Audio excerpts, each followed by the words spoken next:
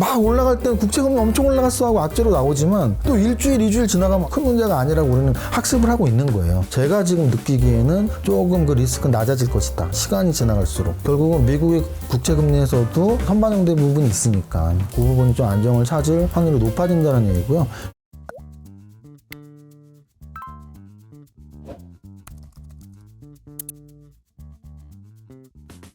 세무사님 쉬실 때는 뭐 하세요? 이거 마라톤도 하시고 그러는 것 같은데.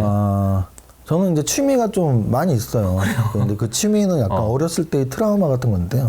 네. 어렸을 때 이제 뭐 유치원을 비롯해서 학원 같은 걸 한 번도 못 가봤거든요. 아, 이제 막 뭔가를 막 친구들이 배울 때, 나도 저거 배우고 싶은데 라는 마음이 제 뭐 트라우마로 남아 있었나 봐요. 그래서 이제 제가 돈을 벌기 시작한 이후부터는 뭐 이렇게 취미라고 하는 것들을 상당히 많이 했습니다. 예를 들면 어떤? 오래 한 취미로는 뭐 와인 같은 경우는 사실은 학교에서 공부한 것까지 하면 2, 3년 이상 와인 공부도 하고 했고요. 그리고 뭐 와인 공부도 하면서도 술 그렇죠. 공부하면서 술도 마시고 놀기도 하면서 그리고 이제 뭐 운동 같은 것도 레슨을 막 받아야 되는 그런 좀 보통 사람들이 하기 쉽지 않은 것도 많이 했는데 뭐 아이스하키도 아이스하키요? 했습니다. 네, 아이스하키도 이렇게 링크 가서 일주일에 두 번씩 가서 이렇게 아이스하키도 좀 한 1년 반, 2년 했었고요. 그리고 또 뭐 볼링도 좀 한 2년 정도 치면서 선생님한테 레슨도 많이 받았고 그래서 레슨 위주로 이렇게 하면서 느꼈던 건 뭐냐면 주식도 똑같은데 초반에 잘 배워야 된다. 골프, 볼링, 뭐 아이스하키, 뭐 여러 가지 테니스 다 배워봤는데 초반에 확실히 배워놓으면 그 다음부터는 실력이 늘어요. 혼자 해도. 근데 초반에 배워놓지 않고 그냥 주구장 마구잡이로 하면은 아무리 오래 해도 실력이 늘지 않습니다. 저는 주식도 똑같다고 보거든요. 그래서 주식을 정말 10년을 했다고 하는데 이런 말씀드리면 뭐하지만 뭐 했는지 모르겠어요. 왜? 10년 하신 분 중에 뭐 했는지 모르는 분들은 어떤 분이냐면 그냥 한 종목 사놓고 맨날 그 종목 주가만 보신 분들이죠. 그럼 10년 동안 내 종목의 주가만 봤을 뿐인데 실력이 늘었을 리가 없죠. 당연히 늘었을 리가 없죠. 잘못하신 거죠. 왜? 내 종목의 주가는 내가 언제 팔고 싶을 때만 보면 돼요. 근데 1년 내내 보면서 안 팔잖아요. 그럼 시간 낭비하신 거죠. 그러면 진짜 공부는 뭐냐면 내 종목이 아닌 종목을 봐야죠. 왜? 내가 갖고 있는 종목보다 더 좋은 종목을 발견하는 게 주식 투자거든요. 주식은 결국은 현금이에요. 내가 1억을 갖고 있을 때 1억으로 뭐 살지 맨날 고민하잖아요. 그럼 1억으로 주식을 샀을 때도 계속 고민을 해야죠. 그래서 정말 좋은 종목이 있으면 내가 1억으로 산 종목과 비교를 해서 연구한 종목이 더 좋으면 빨리 갖고 있는 종목을 팔아야죠. 왜? 이건 현금이니까. 주식의 가장 큰 장점은 유동성이에요. 부동산에는 절대 없는. 부동산 투자가 아무리 좋다 그래도 오늘 현금화 시킬 수 없습니다. 이 너무 중요한 얘기. 빨리 현금화 해봐야 한 달. 저기 시골 땅은 1년을 팔아도 못 팔 때가 있어요. 근데 주식은 당장 팔 수 있어요. 현금이에요, 현금. 그래서 여러분들이 착각하시는 게 내가 갖고 있는 종목은 한번 손해나면 그때부터는 현금이 아니죠. 너무나 뭐 아픈 새끼손가락 같은 거예요. 그쵸. 뭐 자식 같아. 죽어도 못 팔아. 주식은 자식이 아니에요. 애인도 아니고 현금이에요. 그 현금이면 사기 전과 똑같이 대하면 돼요. 야, 이 말이 너무 좋은 말인 것 같아서 제가 한 번만 되새김질을 할게요. 주식은 현금이다. 왜냐면 언제든지 현금 할 수 있으니까. 그럼 당장 팔면 돼. 그러니까 현금처럼 대해라 그냥. 현금이 제가 갖고 있는 종목은 지금 당장 팔았다가 사보세요. 수수료 빼고는 그대로 그 가격에 샀다 팔았다 할 수 있단 말이죠. 근데 그게 뭐 좋은 자식 새끼처럼 애인처럼 막 애지중지할 필요가 전혀 없는 거죠. 심지어는 그 종목보다 훨씬 좋은 종목이 있는데 연구를 하면 그럼 그 좋은 종목이랑 바꾸는 게 당연한 건데 못 바꾸는 것도 굉장히 비효율적인 거고요. 그 못 바꾸는 거에 대한 심리에는 뭐가 있냐면 이코노믹적인 우리가 보통 이콘 휴먼 이런 말을 쓰거든요. 행동경제학에서는. 그래서 행동경제학에서 이콘 휴먼을 쓰는 이유가 뭐냐면 이콘은 경제학의 기본 가정. 사람은 다 합리적이야. 휴먼은 뭐냐면 그래 원래 사람은 비합리적이거든요. 그러면 주식 투자에서 우리는 휴먼이지만 저도 사람이잖아요. 휴먼이지만 최대한 주식 선택을 할 때는 이콘이 되도록 노력을 해야죠.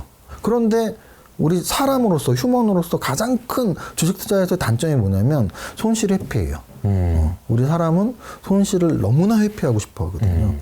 그러면 여러분들이 아까 말했던 애인같이 애지중지하는 또는 자식같이 애지중지하는 종목들 대부분은 손해나서 3년 동안 묵혀있는 종목들이거든요. 그거를 왜 애지중지하고 못 팔까요? 손해가 나고 있기 때문이죠. 그러니까 손절매라는 건 상상도 못하는 거예요. 손실 회피 심리가 너무 크니까. 하지만 손실이 났건 이익이 났건 그 종목은 바로 지금 1초 만에 돈으로 바꿀 수 있는 거고, 그래서 우리는 언제나 내가 갖고 있는 종목과 그 현금과 내가 안 갖고 있는 종목을 비교하는 게 진짜 주식 공부고, 그래서 이 기본 마인드를 갖고 있으면 주식을 시작하면서 내가 어떤 종목을 샀어요. 하지만 그때부터 매일 또 공부를 해야죠. 왜? 그 갖고 있는 종목보다 더 좋은 종목이 눈에 보이면 바꿔야 되니까. 그 공부를 1년, 2년 하신 분과 그런 공부 안 하시면서 주식 투자 10년 하신 분과는 사실은 1, 2년 매일매일 비교하는 분이 사실은 더 공부를 열심히 한 거죠. 사실 이제 오늘 이야기를 들으면서 제가 너무 멋있는 말들이 많이 나와가지고 그 꼭 여러분들이 아셨으면 좋겠다라는 생각이 많이 들으면서 이야기를 듣고 있는데요. 그 세무사님이 이야기를 쭉 해주신 내용을 들어보면은 세무사님은 어떤 투자 철학을 갖고 계신지 이런 부분을 충분히 유추해 놓을 수 있지만 본인 스스로에 대해서 이제 생각해 봤을 때 본인은 어떤 투자자라고 생각하시는지 이 질문을 좀 드려보고 싶어요. 네. 일단 뭐 주식 철학적으로 또는 기본 원칙적으로 비교를 해서 말씀드릴게요. 저는 탑다운 분석가입니다. 탑다운 투자가라고 할 수 있죠. 그래서 보통 탑다운이냐 아니냐의 큰 차이는 시장 전체적으로 또는 업종을 중요하게 보느냐 아니냐의 차이라고 저는 보거든요. 왜냐하면 탑다운의 반대말이 바텀업이니까. 바텀업은 아래부터 올라가는 거니까 종목을 훨씬 더 중요하게 보는 거고, 탑다운은 위에서부터 내려가는 거니까 시장 또는 업종을 보는 거죠. 근데 이제 제가 시장 업종을 보는 이유는 뭐냐면 확률을 높이기 위해서예요. 제가 확률을 높이는 투자라는 걸 굉장히 강조하는데, 업종을 사실 먼저 보는 거는 내 투입 연구 시간이나 내 자금을 굉장히 줄일 수가 있죠. 그 효율을 높일 수가 있죠. 그 이유는 업종은 정말 많이 잡아야 30개거든요. 30개의 업종 중에 어느 업종을 선택할지를 먼저 결정한다면 그 업종의 종목들을 리스트업해서 줄을 세워서 이 종목이 나한테는 정말 맞는 탑픽 종목이네 선정하면 되거든요. 그러면 업종 한 30개 중에 마음에 드는 업종 한 3, 4개, 4, 5개를 선정해서 거기서 종목을 선정하는 것과 업종 없이 그냥 2,000 종목 중에서 데이터를 돌려서 가장 좋은 종목을 선정하는 거는 사실은 효율의 면에서 선택과 집중의 면에서 차이가 있어요. 그래서 저는 그런 효율적인 측면, 선택과 집중적인 측면에서 탑다운을 우선시하고요. 하나 더 말씀드리면 우리가 보통 가치주하고 성장주를 말씀을 많이 하시잖아요. 근데 네. 이제 사실 그게 뭐 헌법에 있는 게 아닙니다. 뭐 사람들의 마음속에 있는 거죠. 그 마음속에 있는 성장주와 가치주는 다 다를 수도 있어요. 다 다를 수도 있어요. 가장 좋은 말은 성장가치주죠. 그렇죠. 근데 그거 역시 뭐 헌법에도 없어요. 다들 만들어낸 말이고 마음속에 있는 말인데요. 그럼 제 기준으로 말씀을 드려볼게요. 제 기준에서는 저는 일단 성장주를 사랑합니다. 가치주보다. 근데 이제 성장주와 가치주의 개념은 뭐 제가 생각하는 개념을 말씀을 드리면, 가치주라는 거는 사실은 그 앞에 저평가라는 말이 이제 생략이 됐다고 저는 생각을 해요. 마음속에는 사람들이 그렇죠. 생각하는 가치주에는. 그냥 가치주보다 제 용어로는 저평가 가치주인 거죠. 무슨 뜻이냐면, 이 종목은 가치가 있어. 근데 왜 가치가 있냐고 하냐면, 시장에서 지금 파는 것보다 원래는 가치가 더 높은데 굉장히 낮게 거래가 되네. 시장에서 거래되는 것보다 숨어있는 가치가 더 있네. 저는 그거를 이제 가치주라고 생각을 했어요. 그러면 가치주의 개념으로 접근을 했을 때, 만약에 내가 그 가치주를 찾았다면 그 가치주에서의 목표 수익률은 얼마냐면 딱 그 저평가되어 있는 만큼이죠. 그렇죠. 왜? 매수 사유가 싸게 거래되기 때문에 산 거잖아요. 근데 비싸게 거래될 때까지 내가 갖고 있으면 안 되잖아요. 그럼 적어도 시장 시가총액이 1조짜리인데 가치평가를 정말 정확히 했는데 1조 5천억이네? 그러면 50% 오를 때까지 기다렸다가 딱 그 가격이 되면 팔아야죠. 자, 그럼 여기서 이제 두 가지 의문이 생기는 거죠. 과연 가치평가를 정말 정확히 할 수 있나? 그게 첫 번째죠. 시장에선 시가총액이 1조인데 요게 1조 5천억이라는 가치평가를 과연 정확하게 할 수 있냐의 문제가 첫 번째. 그다음 두 번째는 과연 정확하게 할 수 있다고 치자고요. 그러면 나만 잘나서 나만 정확하게 하는 거 아니잖아요. 그럼 세상에서는 정확하게 할 수 있는 사람이 좀 더 많겠죠. 특히나 외국인이나 기관에 좀 더 있겠죠. 우리 개인 투자자들보다. 그랬을 때 그 똑똑한 사람들이 가치평가를 어느 정도로 정확하게 한다면 시가총액 1조짜리가 2조, 3조의 가치를 갖고 있는 건 좀 말이 안 되지 않나요? 굉장히 똑똑한 많은 사람들이 가치평가를 정확히 했다면 2조짜리면 2조 가까이 해야지 1조에 있을 리는 없겠죠. 그래서 저평가 가치주에서의 한계가 가치평가가 정확하게 이루어질 수 있는지와 두 번째는 정확하게 이루어진다면 저평가의 폭이 생각보다 굉장히 적을 수 있겠다. 라는 게 이제 저희 가치주에 대한 판단이고요. 근데 이제 성장주에 대한 판단은 뭐냐면 제 이제 성장주에 대한 개념은 뭐냐면 매년 그 기업의 가치가 성장하는 거예요. 5년 전보다 4년 전, 4년 전보다 3년 전, 3년 전보다 2년 전, 2년 전보다 올해 계속 성장을 한 거죠. 그리고 우리는 그 가치의 성장의 속도나 방향을 봤을 때 앞으로 1년 후, 2년 후, 5년 후에도 성장을 하겠거니라고 유추를 하는 거죠. 그랬을 때 과연 앞으로 계속 성장을 할 거라고 본다면 그럼 그 주식은 얼마나 더 성장할지는 모르는 거죠. 얼마나 더 성장할지를 모르니까 아까 말했던 가치평가를 정확히 해서 저평가되어 있는 폭을 목표 수익률로 하는 것과 얼마나 성장할지 모르는 것을 목표 수익률로 하는 것에서 저는 성장주에 훨씬 큰 매력을 느낀 거죠. 뭔가 그 천장이 있고 없고의 차이 느낌이네요. 그렇죠. 그래서 성장이 있냐 없냐에서 우리가 왜 큰 비교를 할 수 있냐면 사실 우리가 나 주식으로 좀 돈 좀 많이 벌었어. 나 텐베거 잡았어. 텐베거는 사실 다 성장주에서 나와요. 왜? 그 성장의 가치를 우리가 가늠하지 못했는데 갑자기 얘가 뭐 대단한 일을 해갖고 근데 나중에 그 일이 그 사건이 그 기술이 대단한 게 아닌 걸로 판명될 때도 있었지만 어쨌든 저쨌든 고점을 텐베거를 찍는 것들은 대부분이 성장주 라인에 있는 애들이었고 가치주 라인에 있는 애들은 텐베거로 올라간다는 얘기는 평가가 10분의 1이 되어 있었다는 얘기인데 그렇죠. 시장 시가총액은 1,000억인데 원래 가치는 1조야. 이런 종목이 있으면 아까 제가 말씀드렸지만 아무도 가치평가를 제대로 못하고 있었던 거죠.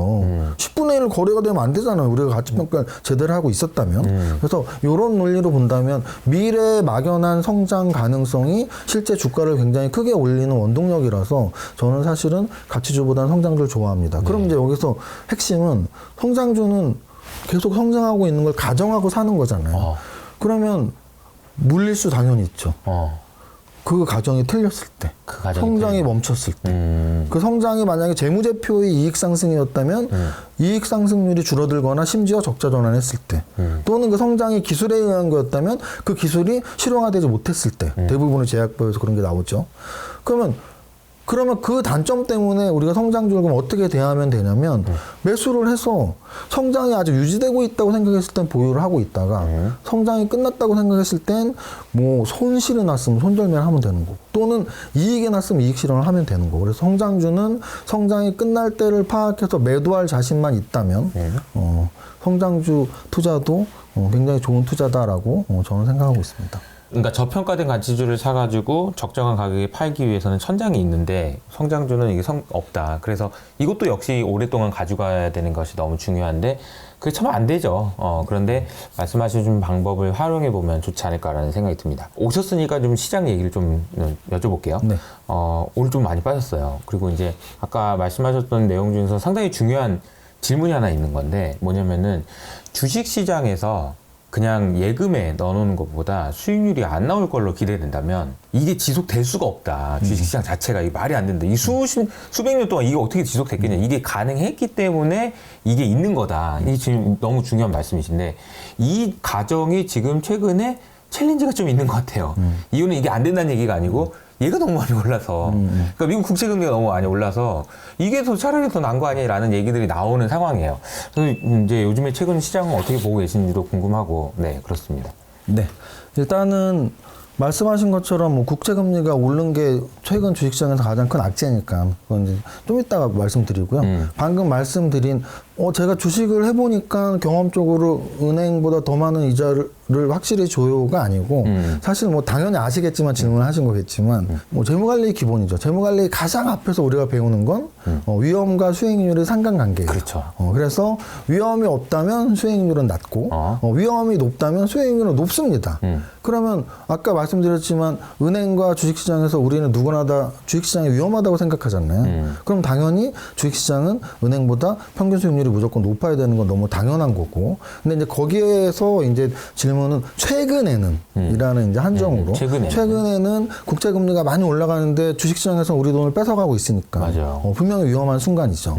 그런데 그러면 이걸 어떻게 바라봐야 될 것이냐에서 네. 국채 금리가 사실은 좀 안정을 찾는 듯 다시 올라가고 하는 거에는 외부 충격이 분명히 있었던 거죠. 네. 작년에 러시아 전쟁도 언제 끝나겠지 뭐 금방 했는데 그게 맞아요. 지금 1년이 훨씬 넘은 것처럼 또 새로운 전쟁 소식이 나면서 우리는 계속 지금 살얼음판보다 좀 더 정확한 표현은 저는 안개 장사라는 표현을 쓰고 싶거든요. 네, 잘 안 보이는 거죠. 살얼음판은 사실 앞이 보이기는 해요. 내가 발만 잘 디디면 됩니다. 근데 안개는 뭐냐면 보이질 않아요. 우리가 고속도로를 뭐 밤이나 새벽에 여행을 갈 때 가끔 만나는 경우가 있죠. 정말 앞이 안 보이는 안개를 만나면 비상등을 켜고 120으로 달리다가 30으로 줄이죠. 지금이 딱 그런 장인 것 같아요. 그러면은 이런 장을 만났을 때 일단 좀 보수적인 마음을 갖는 게 맞고요. 그 대신 결국은 결자 해지거든요. 그럼 이 시스템만 계속 알고 있으면 돼요. 진짜 우리한테 컸던 건 재료로서 컸던 건 뭐였을까? 결국은 미국 금리입니다. 네. 아까 말씀드렸지만 이스라엘 전쟁은 거기에 충격 또는 앞으로 더 영향을 미칠 수도 있다는 가능성. 미치는 이유는 당연히 하나죠. 최초의 보도에 따르면 또는 분석가들의 분석 저 역시도 예상에 따르면 이스라엘과 하마스만의 문제로는 큰 영향은 없을 것이다라는 게 대부분의 분석이었고요. 맞아요. 그거는 그 이유가 뻔하기 때문이에요. 중동에서의 리스크는 유가에 영향을 주냐 안 주냐의 차이란 말이죠. 사실은 러시아와 우크라이나의 전쟁에서도 결국은 우리가 거기에 계속 주목을 하고 언제 끝나냐 바라봤던 이유는 천연가스 가격과 밀가루를 비롯한 농산물들의 가격 폭등이었거든요. 맞아요. 그게 왜 겁났냐면 그 가격들의 인상들이 인플레를 불러일으키는 거고 인플레는 결국은 지금 이 미국 금리가 언제 상승을 멈추냐 또는 언제 인하를 하냐 하는 가장 중요한 시기에서 물가들이 굉장히 중요했던 요인들이었죠. 그래서 지금 이스라엘 전쟁도 똑같이 보시면 되고, 그럼 이제 중동에서의 확전이 난다면 유가가 훨씬 더 오르겠죠. 그럼 지금 확전은 아닌데 유가 왜 올랐는데 그게 바로 미래에 대한 불확실성이 선반영되는 거죠. 그래서 선반영돼서 유가가 오르고, 유가가 오르니까 미국 국채 금리가 다시 또 오르고, 뭐 이런 이제 악순환이 됐는데요. 그럼 결국은 결자 해지라고 뭔가가 나와야겠죠. 그럼 뭔가가 나오는 방법은 두 가지입니다. 확실히 끝나든지 또는 시기가 길어지든지. 그 두 가지밖에 없어요. 그래서 좀 빠른 시간 안에 끝나는 게 1순위로 가장 베스트, 우리 주식 투자자들한테는 베스트가 될 것이고요. 만약에 빨리 끝나지 않는다면 시간이 좀 길어지는 거. 왜냐하면 이게 다 학습 효과거든요. 러시아 전쟁도 또는 이스라엘 중동 리스크도 또는 미국의 그 국채 금리도 사실은 학습 효과예요. 왜냐하면 어저께 발로 4.9를 10년물이 처음 넘었다고는 하지만 그 언저리까지 계속 왔다 갔다 하고 있었거든요. 맞아요. 근데 그게 막 올라갈 때는 국채금리 엄청 올라갔어 하고 악재로 나오지만 또 일주일, 2주일 지나가면 그냥 저 정도에 인내하고 별로 큰 문제가 아니라고 우리는 학습을 하고 있는 거예요. 그래서 제가 지금 느끼기에는 중동 문제가 아직 시작한 지 얼마 안 됐기 때문에 뭐 이란이다 어디다 뭐 확전이 된다 이런 거에 대한 불안감이 굉장히 큰 상황인데 아예 클리어가 끝나든지 아니면 좀 시간이 조금 해결이 되면 시간이 지나가면 조금 그 리스크는 낮아질 것이다. 시간이 지나갈수록. 그럼 리스크가 낮아진다는 얘기는 결국은 미국의 국채 금리에서도 선반영된 부분이 있으니까 그 부분이 좀 안정을 찾을 확률이 높아진다는 얘기고요. 결국은 국채 금리보다 더 중요한 건 FOMC에서 이제 금리를 앞으로 몇 번 올리냐의 문제인데 사실은 점도표나 이런 여러 가지 예상으로 이제 한 번 정도라고 대부분 예상을 하고 있는 거죠. 그래서 대부분의 공통적인 예상은 올해 한 번, 그리고 작년에 언제쯤 금리나 뭐 요게 이제 두 가지 축이었는데 그거의 가장 큰 변수로 지금 중동 리스크가 나온 거고 그게 아니었다면 저는 주식시장이 굉장히 안정을 찾았을 확률이 높다고 보는데 뭐 외부 충격이니까. 그쵸. 근데 이제 좀 그래도 희망적이고 긍정적으로 왜냐하면 힘들 때 더 힘들어 다 팔고 도망가라고 저는 말하고 싶지 않아요. 왜냐하면 네. 계속 말씀드리지만 다 팔고 도망가면 다시 언제 들어올지도 모르고 실력이 늘지 않거든요. 그런 관점에서 봤을 때는 어쨌든 우리가 견디고 참아야 되는데 그럼 조금의 긍정적인 생각을 계속 한다면 제 주식 아까 뭐 25년 가까운 98, 99부터 해서 이제 2023년이니까 가까운이 아니고 거의 만으로 25년인데요. 그 동안 외부 충격으로 정말 공포스러웠을 때는 한두 번 있었어요. 저는 9.11 테러 때가 아직도 생각이 납니다.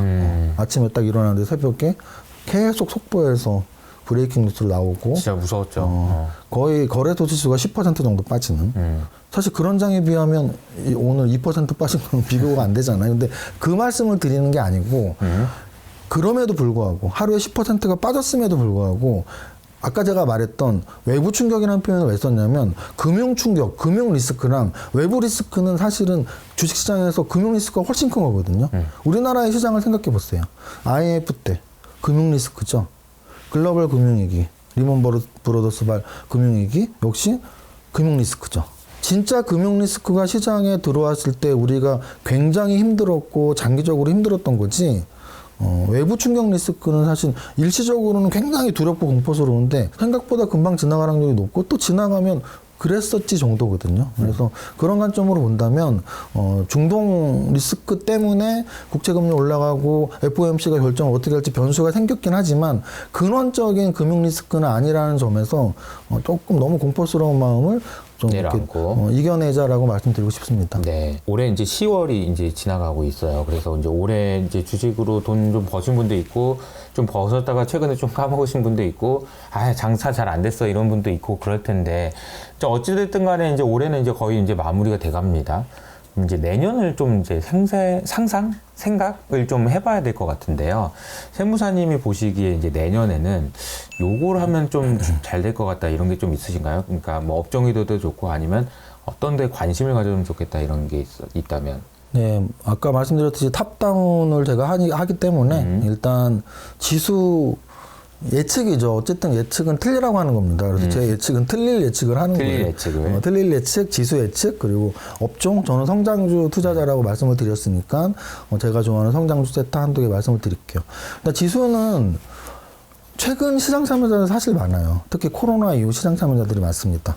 코로나 이후 시장 참여자들의 단점은 뭐냐면 지수나 시장을 되게 극단적으로 생각을 하세요. 왜냐하면 그런 시장에 들어왔으니까. 처음에. 코로나 직후에 막 가장 많이 들어왔던 계좌 숫자가 증권사 직원들하고 술 먹으면 계좌가 한 달마다 막 배가 계속 증가한다고. 외수금도 배가 증가하고. 그때가 2020년이었거든요. 지금 방송 보시는 분들 대부분 2020년에 들어보신 분들 많단 말이죠. 그럼 그 당시를 생각해 보시면 눈 뜨고 나면 막 계속 내 계좌가 2% 3%씩 오르고 한 달에 10%씩 오르고 그랬을 때예요. 그러니까 시장이 좋으면 너무 빨리 돈을 벌 수가 있어. 그랬는데 2021년 6월부터 거의 1년 넘게 한 달에 막 10%씩 빠지는 달이 막 몇 달에 한 번씩 나오면서 한 30% 정도 빠졌죠. 3,300에서 2,100이 빠졌으니까. 그 당시에 또 들어온 분들이 있어요. 가장 어떻게 보면 불행한 분들이죠.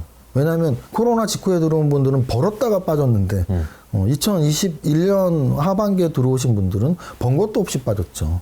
어쨌든 코로나 직후에 들어오신 분들은 막 급하게 오르다가 또 급하게 떨어지는 걸 경험했을 것이고 또는 2021년 이후에 들어오신 분들은 계속 급하게 떨어지는 것만 경험했어. 어찌됐든 저찌됐든 코로나 이후에 언제 들어왔던 시장은 굉장히 막 오르거나 막 떨어져라고 생각을 하실 거예요. 아니라는 거죠.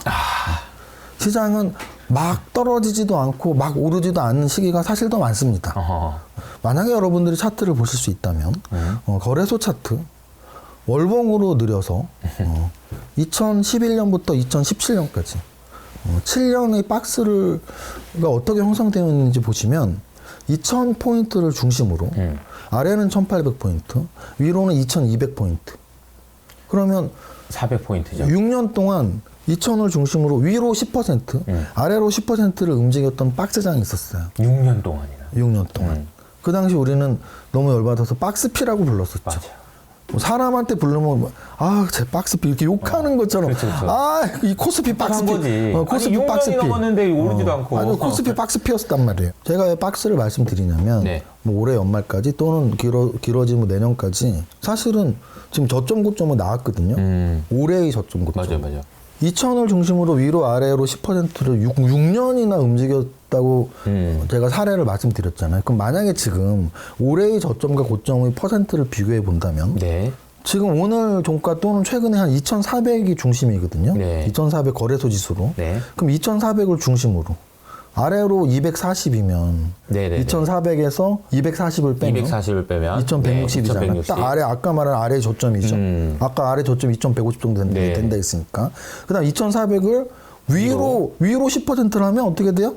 2,650, 640, 50이 되죠. 그게 딱 올해의 저점과 고점이거든요.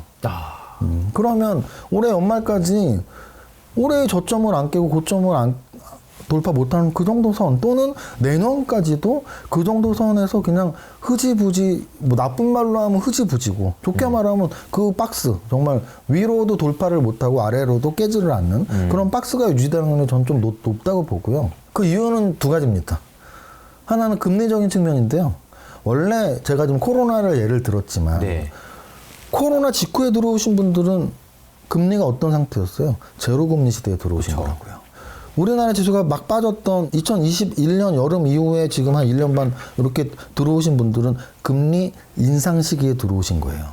제로금리가 지금 미국 금리가 5% 넘게 올라갔잖아요. 그러면 제로금리 때는 올라갔고 5%까지 금리 올라갈 땐 떨어진 걸 우리는 다 파악을 했잖아요. 그럼 지금은 어떤 상태예요? 금리가 다시 제로금리가 됐나요? 아니면 금리가 5%에서 10% 올라갔나요? 이제는 멈추는 단계잖아요. 금리가 멈춰 있으니까 우리 지수도 멈춰 있을 가능성이 전 좀 높다고 보고요. 그러면 가장 희망적인 시나리오는 이스라엘 또는 러시아 안정되고 물가 안정되면서 물가 이제 어느 정도 잡혔으니까 경기를 다시 살려야 돼. 경제 정책, 금리 정책은 두 가지밖에 없어요. 물가가 높을 땐 물가를 잡아야 되니까 금리를 올리고요. 경기가 안 좋을 땐 경기를 살려야 되니까 금리를 내리고요. 지금 우리는 경기보다는 물가에 초점을 맞추니까 금리 인상 시대에 살은 거고요.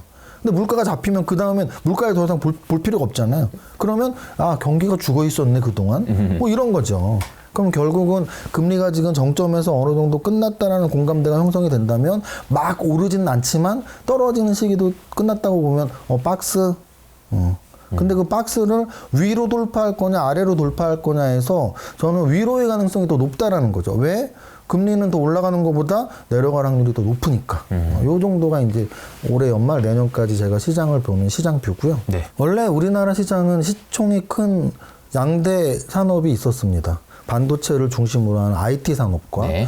자동차를 중심으로 하는 자동차 산업 있죠. 네. 그래서 우리가 과거에 지수가 많이 오를 때는 특히 전차입니다. 기관화 장세였을 땐 전차 시대라는 말이 많이 나왔었죠.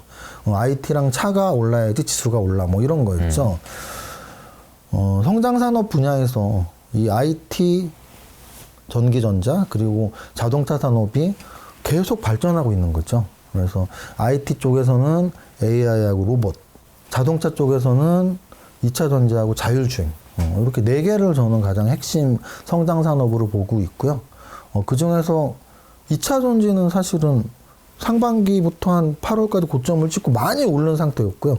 거의 뭐 10배고 또는 5배, 3배 났던 종목들이 거의 지금 반토막 나서 조정받고 있는. 하지만 제가 말씀드렸지만 바닥 대비 막 5배는 쉽게 막 올라가도 그 고점에서 많은 매물대를 쌓아놓은 게 다시 그 2배 올라가는 건 굉장히 힘들 거예요. 그래서 어찌 보면 2차 전지는 좀 이제 기간 조정이 필요한 거죠. 가격 조정은 끝났다 쳐더라도. 가격 조정은 반토막이면 됐지 않아?